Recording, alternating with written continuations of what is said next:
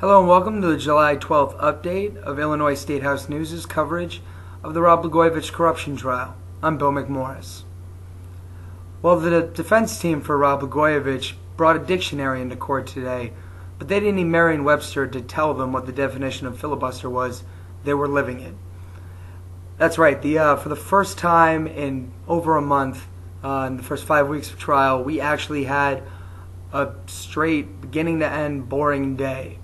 The defense team, led by Aaron Goldstein, cross-examined Governor Blagojevich's former number 2, Bob Greenlee, about a wide variety of things. Technically, he walked him through every minute of his testimony, every minute of this man's wiretaps that he was on, and asked the same questions over and over again. Did you mean it when you said it here? Greenlee would say, no, I didn't mean it. He'd say, so you were lying? Yes, I was lying. But you were advising him? Yes, I was advising him.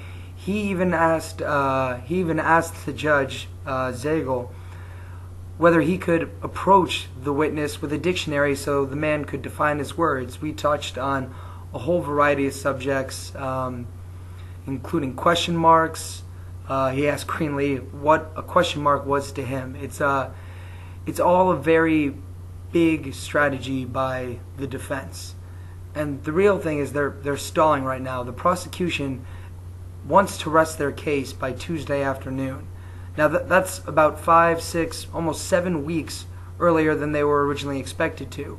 When you end, almost 2 months early, the defense loses that 2 months to prepare witnesses, to prepare testimony, to listen to wiretaps, and although they've served out subpoenas, they have some pretty high-profile people that they are reaching out to. So they they put in for a motion for a week's continuance. It's one of many attempts that they've had to kind of slow down the trial proceedings. And Sam Adams Sr., one of the lead people on Blagojevich's defense team, felt so strongly about it, he made a rare public statement to the press. They couldn't do the hardship of going 4 months on the government case and then maybe another month or 2 on our case. Now it turns out the case is not going to be anywhere near what the government told us. They misled us, they misled the court, and now here we are stuck with only very few witnesses that we can get. Those lawyers are on vacation as a convenience to us. Many of them wanted to go in August, but as a convenience to us, they said no, that they wouldn't go and they take their vacation early. Now, in addition to that, we got a problem with the Secret Service. The Secret Service has to have special arrangements made in order to bring in witnesses from the White House. They got to make special arrangements with the marshals. We told them the same thing. We'll give you plenty of time to notify the marshals and get this thing done. All of a sudden, here we are with the government resting with only 5 weeks or 6 weeks or whatever, not even 6 weeks, 5 weeks, I think, that they've been on trial, and now we're stuck without having our witnesses. This is something that could have been avoided by telling us ahead of time exactly how long they expect the trial. Sam, you feel like you've been set up as far as the White House is concerned? The Secret Service. But what witnesses? The ones that we subpoenaed, Rahm Emanuel and Valerie Jarrett, and that's all in the White House. So, Sam, how do you like your chances of getting a delay from the judge? Well, let me tell you something. The judge will do anything he can to help us along, but the judge is very cognizant, I'm sure, of the Sixth Amendment right to call witnesses. We have a constitutional guarantee to call witnesses, and if we get to that point, we're going to assert it. Sam, do you feel like you've been set up in a sense here?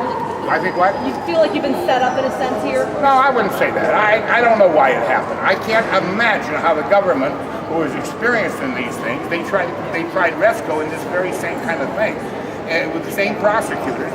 I don't know how they could have done it.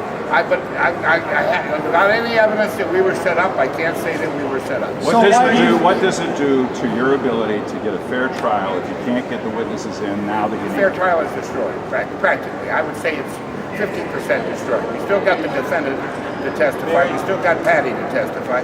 But without corroborating witnesses, it would be much weaker. How much of a delay do you want to see? Well, we've been all weekend last weekend. We tried to contact these people, and I'll give you an example. Jim Montgomery, he represents Emil Jones. We need Emil Jones. I called Jim. I know Jim for 40 years. I called Jim. He's out of town. The secretary doesn't know when he'll be back. He'll probably be the whole month of July. What am I going to do? The answer is, to your question, John, the answer is, if we don't get these witnesses, we will be out of luck, unless we can convince the judge that the procedure here is violating the Sixth Amendment. Sam, let me ask you this. It looks like this is because they didn't. Does that answer your question, John? Which time do you want?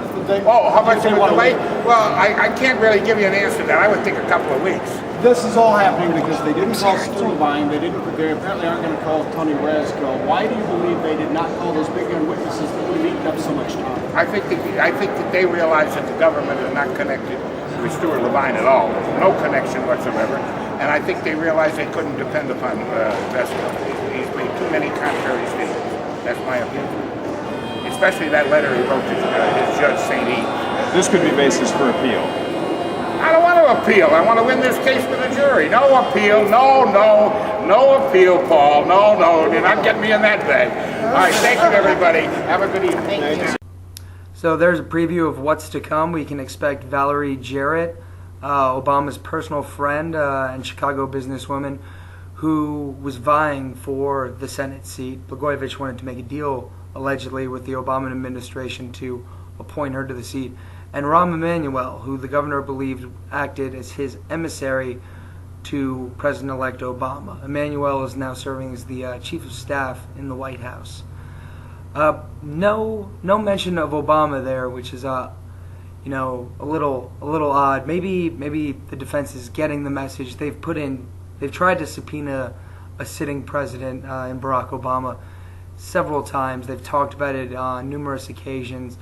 Whether or not they're backing out of that now, or maybe that's an ace up their sleeve, we don't really know. Well, tomorrow we will find ourselves with John Wyma at the stand. Wyma was a lobbyist and personal friend of Blagojevich, who was actually the government's first cooperating witness. So that should be interesting testimony from him. We'll also hear from Wyma's former employer, one Pat Magoon, who is the executive director of a children's hospital Blagojevich allegedly tried to shake down after his friend was fired.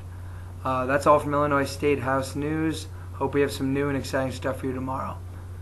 Catch us catch our YouTube, our Twitter account, and we also appear in numerous newspapers and radio stations across Illinois.